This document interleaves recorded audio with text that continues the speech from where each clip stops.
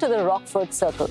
I'm your host, Chitrangada Singh, and on this show, we turn the spotlight on the stories behind some of the most successful businesses in India.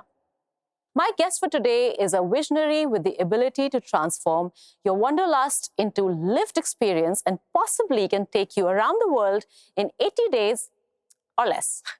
Fasten your seatbelts. Here comes the fearless captain navigating the turbulent waters of online travel, the CEO of Yatra, Dhruv Shringi.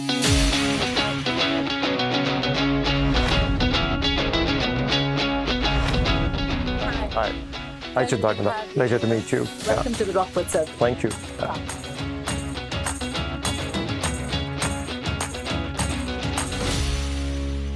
Welcome to the Rockford Circle. Thank you for having me. No, but thank you so much. I just feel like you being here, part of the Rockford Circle, just makes it so much bigger. My pleasure. The journey of Yatra, the Yatra of Yatra, hasn't been the easiest, right? Not at all. I mean, I think we go back to 1991, is it? See, 91 is when I started a different venture. So that time... That was your first venture? That was my first venture. Right. So I tried to set up a chemical manufacturing facility. I was... I don't know, how many people will remember, but that was the year the Mandal Commission happened. And as we were getting into college, there was a lot of disruption that happened during that period. And I just thought, rather than just sitting idle, let me try my hand at something. And my father was gracious enough to lend me some money. And I used that to then start a venture. This was to manufacture a chemical component in a place called Bhiwadi, which is about, I think 90 odd kilometers. And those days, it used to take me the better part of about 2 hours to get to that destination. And we started building this facility out there in partnership with someone. Did this for a couple of years alongside college, almost 3 years. And then as luck would have it, that venture failed, right? And ended up losing a fair bit of money relative to what we had at that point. So You invested everything? Pretty much whatever my father got from his pension, right? We put a lot of that into that venture, and somehow the venture just slipped away from us, right? But it was a great learning for me because I realized that while I had the dream, I did not have the skill set to be able to execute on it. And in that period of 4-5 years, there were multiple reality checks that happened. And I think I got to learn some major lessons, thankfully, very early in life. So what was the second leap after this? So post that, I joined Arthur Andersen, which was a consulting firm. While academically, I wasn't the strongest candidate that they looked at, but I was one of the very few in that batch that they were reviewing who had real-life work experience, because I tried my hand at setting up something, and I think that really played in my favor. I spent 7 years with them, picked up an academic qualification, also became a CA during those days. Then was fortunate enough that I was one of the first batch of people from the organization who got transferred to the UK. So I spent a few years working over there in London back in the late 90s, and then decided to go to business school. So went to study. Isn't that when you took out like a huge student loan? During those days was a pretty big deal to take a large student loan, right? I think we had a loan of almost 90 lakhs, So still a substantial amount during those days. So did that, went to B school. Again, our day zero of recruitment on campus was 9/11. Yeah. We had all the top recruiters in the world on campus, and everyone was grounded, right? So I made some good friends during that time, but nothing else. There was no job opportunity then. And then over the course of the next few months, as things settled down, I ended up joining Ford Motors, again back in London, in the corporate strategy team. Worked with them for a couple of years. But one of the things I realized at Ford, my employee ID was something like 1,72,827. I think that's the number which is etched in my memory, right? And with that kind of employee ID, I thought my ability to influence change was very limited, right? And it would take me a number of years, right, to be in that organization and then be able to have something which could tangibly add value. So I left that job, moved into a relatively new company called eBookers, worked closely with the promoter of this company in helping him sell the company, and more actively involved, much more hands-on, being able to take meaningful decisions. So it was a very fulfilling 2.5 years. So it doesn't matter how big the size of the organization you work for, it's really how much of a difference you make. Exactly. So you left Ford and you went for something that's small. For a smaller one where I thought I could make a difference. And I think in hindsight, I do feel we guys made a difference. I'm sure that did a lot to your confidence. It did, tremendously. Right. But one of the great things that happened, that business got acquired. And on the day the acquisition happened, shortly after that, right, two of us who were leading this process got laid off. And I think in hindsight, that turned out to be one of the most pivotal moments for me personally as well, right? Because that happened, and had that not happened, I don't think I would have started Yatra. So got you very fired up. What ended up happening, as is tradition over there in the UK, you go out for leaving drinks, right? So a bunch of us went out for leaving drinks, and in that moment of Dutch courage, after having consumed copious amount of alcohol, we guys decided we would move back to India to start Yatra. So there were a bunch of 6 of us. 6 of you? Yeah. But then over the year, over the course of the next 6-8 months, we went about trying to raise capital, trying to pitch to venture capitalists, etc. And only 2 of us landed back in India out of the 6 who originally had planned to do this. Yeah. And that's when the Yatra began. The idea of Yatra happened on that night, on that drunk night. Yeah. Okay, I don't know how many of us can be that productive after that much of alcohol. I think once the hangover wore off, then we started thinking more deeply about the opportunity, started doing more, groundwork to it. As we went through, approaching more seasoned players, seasoned venture capitalists, people liked the idea, they understood the opportunity that India offered. Were there any other players, so to speak? There was one other player which was there, which was a company called Make My Trip. So they were there, right? So they had started a few years before us, but it was still in the nascency. The market was in its very early days. And I think from there, as I said, as we went through this process, the validation happened. People who were seasoned investors recognized the opportunity. Some of them decided to back us. So that turned out to be a great validation of the process. That, listen, the idea itself is not just a drunk, euphoric one. Yeah. There is actually a lot of merit behind it. Yeah. So Dhruv, life really came a full circle in the most brutal manner when COVID happened. And then you had to let go almost, I think, half of your workforce, right? I think it was a brutal moment for us and our business. In the years preceding COVID, we had invested a significant amount of time and effort in building out our business travel platform as well, right? And we service some of the largest companies in the country. And we were going through an acquisition at that point in time. We were being acquired at that stage. And that deal fell apart at the start of COVID. And during those days, the mantra was that Zoom had killed business travel. No one will travel again for a business meeting because everything will happen over Zoom from here on, right? Yeah.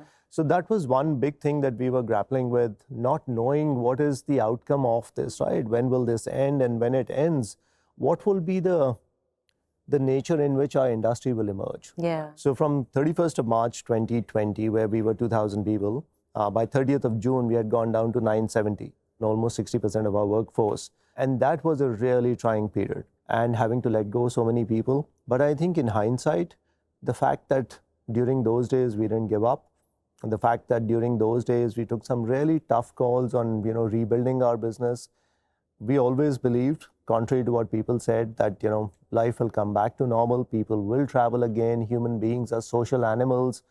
It's not that everyone will just sit behind a screen and that will be the be-all, end-all, right? We did not believe that for a minute. Right. So we said, okay, what can we do during this period to just right-size the business, to improve the quality of the business, the quality of the technology? And those things, as we've come out of COVID, have put us in really good competitive position. Yeah. And one of my, at least, theories is that, once income levels cross a certain threshold, how many more televisions would you buy, right? How many more cars would you buy? Beyond that, then it's about the experiences of life, right? And travel is one of the most, sought after experiences of life. Absolutely. But listen, I mean, this is such a classic. There's just been so many restarts for you. What is it, the one thing that you would tell yourself every time something didn't work? I'm a perennial optimist. So I believe that there is, tremendous amount of opportunity, and tomorrow will be better than yesterday. I'm able to convince myself, maybe rightly or wrongly, but I am able to convince myself that, listen, there is a bigger opportunity out there. And as things are evolving, there'll always be something better, right? And that's really helped me in the years that we've gone about building Yatra. I mean, I've been talking to a few entrepreneurs and they say it is so important, especially when you're starting off, to have a mentor or have family or somebody who's collaborating with you to keep you going, because it's such a lonely thing in the beginning. But the fact that you just did it on your own and every single time, I think, see, that way there was a founding team. There are 3 of us who are pretty close. So having the support of each other, I think, was definitely a great help. My wife, she gave up a flourishing career. She was an architect, right, in the UK, decided to move back, right, on a whim that I had, right. I think that's something I'm eternally grateful to her for, right, for making that decision, because she had a lot going for her in that career, and then had to give that up and then come back to India where, things are quite different, right. That is such a beautiful story. Yeah. Is this a love marriage or? Yeah. Oh, really? Do you want to tell us a little bit about that? We were seeing each other when we were in London. We both met. I met her when I had a common friend. She used to be in a shared hostel. She was doing her architecture back then, her master's then, and she managed to get locked out of her door, and her laptop was inside. And we had just gotten to know each other, and she had a big presentation the next day in college. She called me, right, saying, can you help in any way? And I, trying to be the knight in shining armor, landed up there. And then the only thing I had a car then. In my car was a really small screwdriver. And with that small screwdriver, we struggled for hours trying to open, the lock door of her door, which would not budge. So finally I had to call a locksmith. And then once all of that settled down, I think she used to be close to a place called Edgware Road, which is famous for its shawarmas, right? So that night we just sat on the steps, had shawarma, had a glass of wine, and from there on, obviously, it's wow. now. If that lock had not locked, exactly, that door hadn't right, locked. Yeah. I mean, I don't know. Who knows where we would be? Yeah. All right, let's switch things up a bit and now talk about your family, home, which is your wife, Tanya, your son, and your daughter in class 10, right? Who is your biggest bully? I think in the formative years and the early years, I didn't get enough time with them, right? I think one of the challenges with starting up is that it consumes pretty much everything. Yeah, and you're working all the time. So, you're constantly working, you're traveling. So I missed a lot of that initial, period with them. There are a couple of things that we've tried to do over the years. So we guys as a family would make sure that, at least once a week, we guys would step out all together for dinner. Right, my son, from the time he was 7 till he left for college, every Sunday morning, if I was in town, he and I played a round of golf together. So that was a 10-year kind of, journey that we went together, and I saw him grow. And now I'm seeing that with my daughter, right? My daughter's also flourishing. She is now in her 10th standard, getting ready for college. So big transition happening over there as well. Yeah. But this balance is always difficult. I always say there are never perfect days. There's always you trying to have a perfect day. Right. And that's just about the best it gets, right? It is difficult. I think, there are just so many competing priorities, right? Especially, as I said, in a startup phase. In the early days, while at heart you want to focus on the family, but there is just so much else that's happening around you that unknowingly you end up neglecting a lot of other things that you would have done, right? Especially when it comes to personal time. That's the thing that gets sacrificed first, right?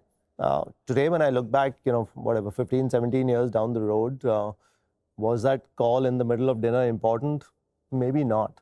Would life have come to an end, or would, the outcome of Yatra have been different had I, not taken that call? Maybe not. But at that time, everything seemed like really important. Everything seemed mission critical. And unfortunately, that's just the way it flows. But it's good to have gone through your bad decisions. And that's the one thing all entrepreneurs need to know. Be very proud of the wrong ones you make, because those are the lessons you're learning for absolutely along the way. Later in life, I suppose. Right? So what a roller coaster you've had. Seriously, it takes a lot of heart. And tk you so much for sharing everything with us. Sure. What I'm going to take you now is on the double. This is called Rockford on the double. I'm going to ask you a lot of questions, and then you have to be very quick and answer them. Okay? Sure. All right, here we go. If not for an entrepreneur, what would you be? We've ruled out cricketer, but maybe, an army officer. And my father used to be in the army. Okay. So always been fascinated by that. Did you ever appear for an NDA exam or anything? I did. I gave my NDA, my IMA, in fact, not the NDA. I gave the IMA. I cleared the exam, but then my mom wasn't very keen on me joining the army. One thing of yours that you'd like to change? Be more patient with people. Yeah. What is the one advice that you'd give your son at this point? He's going to college. Try out different things and don't be afraid to fail. Moving on, if you could be one cricketer, who would you be? I mean, growing up, it was always Kapil Dev, right? That was the one. But if I look at more recent times, I think Mahendra Singh Dhoni. I really look at that guy and I say, his ability to stay calm under pressure is phenomenal. Now, tell me whether you're guilty or not guilty for the following things. Okay. Adding something fake to your CV. Not guilty. Firing someone and then regretting it. Guilty. Man enough to go and tell him I shouldn't have. I did. Making up a fake excuse for getting late to a meeting. Guilty many times Yeah, over. Yes. Okay, so guilty, not guilty is over. Now you choose one. Okay. A trustworthy and naive business partner or a cunning, competent one? I will have to go with competence. And the reason I say that is because I think over the years, I have also now developed the competence to be able to keep an eye on things, right? But I would definitely want a competent partner, right? It's important to hustle. Yeah, you're right, who has the ability to hustle. Okay, now rate yourself out of 10 as a father. That's always a tricky one. Now, this is based on my perception of me as a father, yeah? Yeah. I think I'm an awesome father. Ask a woman and, oh my God, I'm so guilty. I didn't do this. I wasn't there then. I didn't do. But I like how men are like, I'm an awesome father. Okay, so 10 on 10, right? Yeah. A husband. Maybe a 5, 6. Oh. I should do more, And my worry in saying that right now is this is on camera. This is there for posterity. So I'll be held accountable to it. Yes, you will. The next time, yeah. Play it low, be humble and she'll be like, okay, you're not that bad.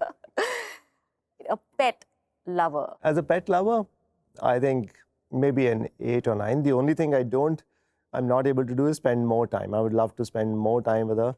But what's she called? Zoe. Zoe. Yeah. Okay, she Zoe. rules the house. So, Zoe rules the house? Yeah.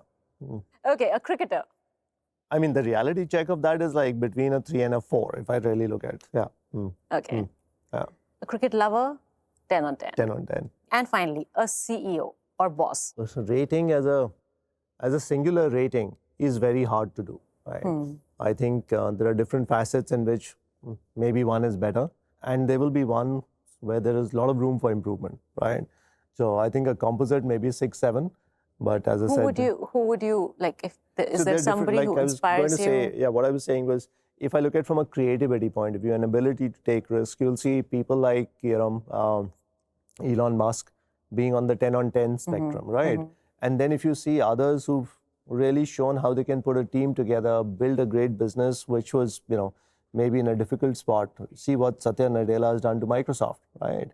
I mean, Microsoft is vying with Apple right now to be the largest company in the world. And there was a time when he joined when people said Microsoft is, the past and the future is different, right? So his ability to put a team together, get people working together in such a large, complex organization, one really looks at him from that perspective. That's great leadership quality there. And then if you look at in the Indian context, right, what, Mukesh Ambani has done with the businesses that he's taken on, right? I mean, that kind of broad vision and having this, ability to bring everything together, manage the environment, manage, a changing consumer lifestyle, consumer preferences, put it all together and scale. I mean, that's phenomenal. A female entrepreneur to watch out for. See, if you look at, the Nykaa story, right? That story, what, Falguni has done is incredible, right? To start off so late in life, right? I think now from what I heard was, and I was on a panel with her once, she was in her early 50s when she started this, right? To have that kind of, appetite at that age to start something and then turn this into a massive giant, right? I mean, that's something which is truly inspirational, right? So she is definitely one person in the Indian context who's out there. But beyond that, I think India needs to create a lot more female entrepreneurs. We need to create an environment which allows, female entrepreneurs to step out and take even greater risks, right? Right now, I feel the environment has not over the years been conducive enough for a lot of female entrepreneurs. So Dhruv, this brings us to my favorite segment of this whole chat, which is called the Rockford Mentors Den, where we ask you some of the questions that we think most of the entrepreneurs would like to ask you, given your experience and success. So what book would you recommend to entrepreneurs? So one book, obviously, which, has stayed with me for a period of time is a book called Good to Great, right? Good. And there's another one called The Hard Thing About Hard Things, right? So these are more from a business, but if I look at, just from a real life point of view, right? One of the things which is there, books which is there is obviously, the book called Art of War. And I told my son to read it. And I think that book is extremely insightful. Yes. Not just about business, but just about, life in general, right? How to react to situations, how to think about, big decisions in life, right? So I found that to be quite insightful. Okay, how important is formal education for entrepreneurs? The formal education gives you a safety net, and that allows you to take greater amount of risk. Because if I look at my own experience, right, things did not work out the first time around. But the fact that after that I got the chance to, work with Anderson, do a CA, made me better prepared for the next attempt, right? And then having done B school, I knew that if things went wrong, I had the wherewithal to go back to a more normal kind of environment, right? The formal education would always act as a safety net. Okay, is decision-making purely logical or do you rely on your gut as well? What's the percentage? I would be quite heavily skewed towards gut. Really? Yeah. 70-30? Yeah, 70-30 kind of, There's always data and logic at the back of the mind, but ultimately the final call, especially in conflicting situations, is driven by the gut. What does success mean to you? I think success means the flexibility of being able to choose what you want to do, right? Otherwise, a lot of your actions are governed and dictated by the circumstances that you find yourself in, right? Success gives you that freedom to make your own choices. Yeah. If there was a book written on you, what would you want it to be called? That's my last. Right. You've got me stumped on that one. Yeah. It wasn't written. The road less traveled, maybe. Because I think a lot of things I did, especially during the early days, were not things which would have been... Actually. Yeah, the defined path. So I was always willing to take the road less traveled. So I think if there was ever a book, that would be an apt title for it. Interesting. Thank you so much for sharing My pleasure. everything with us so generously. It has been so lovely talking to you. Likewise. But we can't let you go before you write something for us, which will have to be an original Dhruv Shringi, right? Like a quote, mantra, whatever that you live by. And this would go on the Rockford Wall of Inspiration. And this is where I want you to write this for us.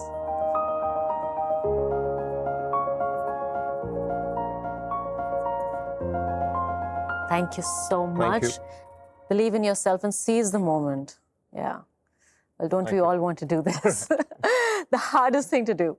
Okay, now I'm going to just walk you to the wall and I have you put this for us, please. Thank you.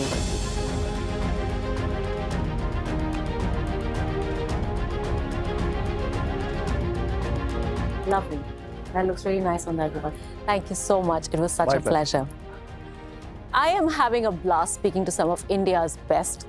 See you next time for another episode of the Rockford Circle. Stay inspired.